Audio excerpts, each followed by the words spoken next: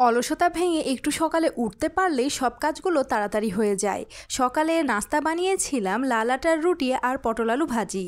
আর দুপুরে রান্না করেছিলাম আলু পটল দিয়ে ডিমের কষা। হাঁসের ডিম দিয়ে এই রান্নাটা আমার খুবই পছন্দের। আসসালামু আলাইকুম, কেমন আছেন সবাই? আশা করছি সবাই অনেক ভালো আছেন। আলহামদুলিল্লাহ আমরাও বেশ ভালো আছি। তো আজকে অলসতা ভেঙে খুব সকালেই ঘুম থেকে উঠে পড়েছি। এখন সকাল 6:30 বাজে। তো ঘুম থেকে উঠেই দেখি বাহিরে অনেক বেশি রৌদ্র উঠে গেছে। তার মানে অনেক আগে থেকেই রোদ উঠে গেছে। তো রোদ দেখে আমি ভাবলাম আগে কাপড়গুলো ধুয়ে দিই, তাহলে একটা কাজ এগিয়ে যাবে। তো এই কারণে বাবুর সব কাপড়গুলো ধুয়ে বেলকনিতেই মেলে দিলাম, কারণ এখানে যে রোদ এসেছে শুকাতে বেশি সময় লাগবে না। এরপর ভাবলাম ঘরের কাজটা আগে করে নিই, কারণ সকালবেলা উঠে পড়েছি, আমার হাজব্যান্ড এখনও উঠেনি, আর এত তাড়াতাড়ি রুটি বানালে ঠান্ডা হয়ে যাবে। সে কারণে ভাবলাম আগে ঘরের কাজগুলো সেরে নিই। তো ঘরগুলো মোটামুটি গুছিয়ে নিয়েছিলাম, চেয়ারের উপরে কাপড় ছিল ওগুলো গুছাতে হবে। আর এই তো এই দিকে বাবু ঘুমাচ্ছে, ওকে হচ্ছে ফুল হাতা পরিয়ে রেখেছি, কারণ রুমের মধ্যে এসি চলছে। আর ওই গায়ের মধ্যে তেমন ভালোভাবে কাঁথা রাখে না, সেই জন্য ফুল হাতাটা পরিয়ে দিয়েছি যাতে কোনো রিস্ক না থাকে। আর ও ঘুমিয়ে থাকতে থাকতে আমি ঘরের কাজগুলো করে নিয়েছি, ঘর সুন্দর করে গুছিয়ে নিয়েছি। এরপরে পাশের রুমটাও গুছিয়ে নিয়েছি, বেড টেডগুলো ঝাড়ু দিয়ে নিয়েছি, ঘর ঝাড়ু দিয়ে নিয়েছি। আর এর মধ্যে আমার ঘরও মোছা হয়ে গেছে। আর এইদিকে দুপুরে রান্না করব, সেই জন্য ডিম বের করে রেখেছি। এই দুইটা হচ্ছে হাঁসের ডিম। হাঁসের ডিম গোটা গোটাই রান্না করব। আর এই একটা হচ্ছে দেশি মুরগির ডিম, এটা বাবুর জন্য সিদ্ধ দিব। আর ফার্মের মুরগির ডিমটা ভাজি করব। তারপরে আমি এদিকে ডিম সিদ্ধ বসিয়ে দিলাম। ডিম সিদ্ধটা হতে থাকুক, আর এইদিকে আমি হচ্ছে সকালের নাস্তার প্রিপারেশনটা নিয়ে নিই। তো এখানে আমি পটল আর আলু কুচি কুচি করে কেটে নিয়েছি, আজকে রুটি দিয়ে পটল আলু ভাজি খাওয়া হবে। কেটে ধুয়ে রেডি করে নিয়েছি। আর এই তো এদিকে পেঁয়াজ মরিচ ভাজতে দিয়ে দিয়েছি, এই ভাজিটা একদিকে করে নিব, ডিম সিদ্ধ হয়ে গেছে। আর অন্য পাশে আমি আটাটা খামির করে নিব। তো এই জন্য পেঁয়াজ আর মরিচ হালকা ভাজা হয়ে যাবার পরেই আমি এর মধ্যে পটল আর আলুগুলো দিয়ে দিলাম। আর এখানে তো তেমন কিছু মশলা আমি অ্যাড করব না, শুধু লবণ আর হলুদ দিয়ে ভালো করে ভেজে নিব। আর এই কারণে আমি লোহার কড়াইটা নিয়েছি, কারণ লোহার কড়াইয়ে যে কোনো ভাজি খুব ভালো হয়। তো এরপরেই তো লবণ আর হলুদ দিয়ে দিয়েছি, খুব ভালো করে নাড়াচাড়া দিয়ে নিলাম। এবার আস্তে আস্তে করে ভেজে নিলেই হয়ে যাবে। আর অন্যদিকে আমি ময়দাটা মেখে নিব।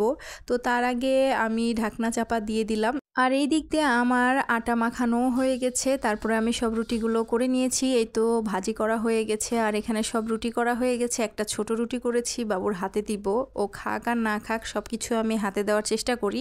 আর এইদিকে আমার হাজব্যান্ডকে আগে খেতে দিয়ে দিলাম, ও খেয়ে নিক। আর ওই পাশে আমি চা বসিয়ে এসেছি, কারণ আমি একবারে চা নিয়ে তারপরে বসবো।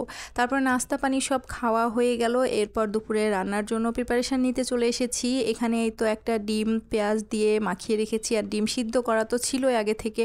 আর পটল আলু কেটে ধুয়ে রেডি করে রেখেছি। এখানে বিটরুট আর পেঁয়াজ কেটে রেখেছি, এগুলো সব আমি জোগাড় করে নিয়েছি যাতে আমার রান্না করতে একটুও দেরি না হয়। আজকে সকালবেলা ওঠার কারণে সব কাজগুলো খুব তাড়াতাড়ি হয়ে যাচ্ছিল, যে কারণে আমার কাছে খুব ভালো লাগছিল, একটা শান্তি শান্তি ফিল হচ্ছিল আর কি। এই তো এখানে আমি একটা ডিমকে ভেজে নিলাম, এটা ভাজা করে তরকারির মধ্যে দিব।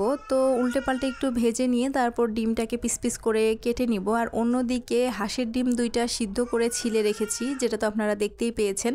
হাঁসের ডিম দুইটা সিদ্ধই খাওয়া হবে, আর ভাজা ডিম তরকারিতে না দিলে আমার কাছে মনে হয় তরকারিটা স্বাদই হয় না।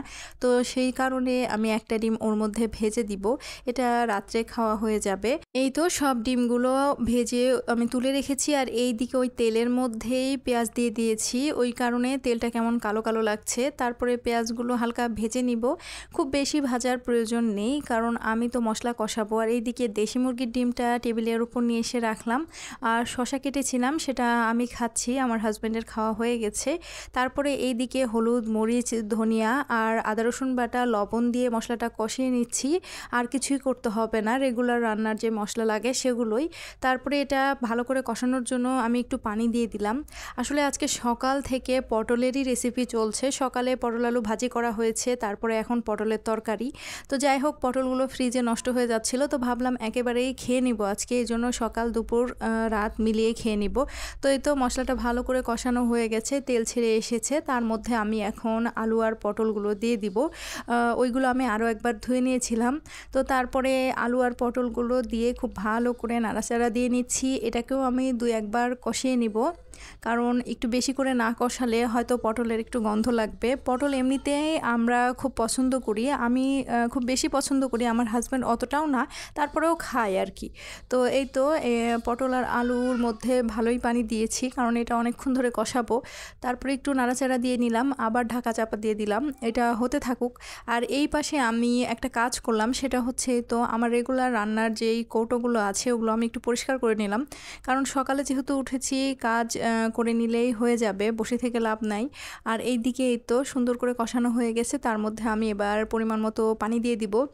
আগে সিদ্ধ করার জন্য পানি দিলাম, তো দেখলাম যে আরেকটু পানির প্রয়োজন আছে, তারপরে আমি এবার ঝোলের জন্য পানি দিয়ে দিলাম।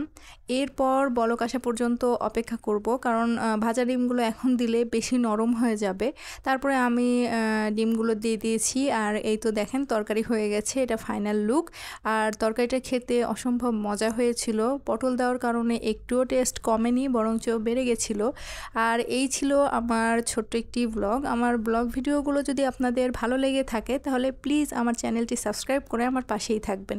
আর আপনারা চাইলে আমার ফেসবুক পেজ শিরোইল ব্লগস ফলো দিয়ে রাখতে পারেন। দেখা হবে নেক্সট ভিডিওতে, ততক্ষণ পর্যন্ত সবাই ভালো থাকবেন। আল্লাহ হাফেজ।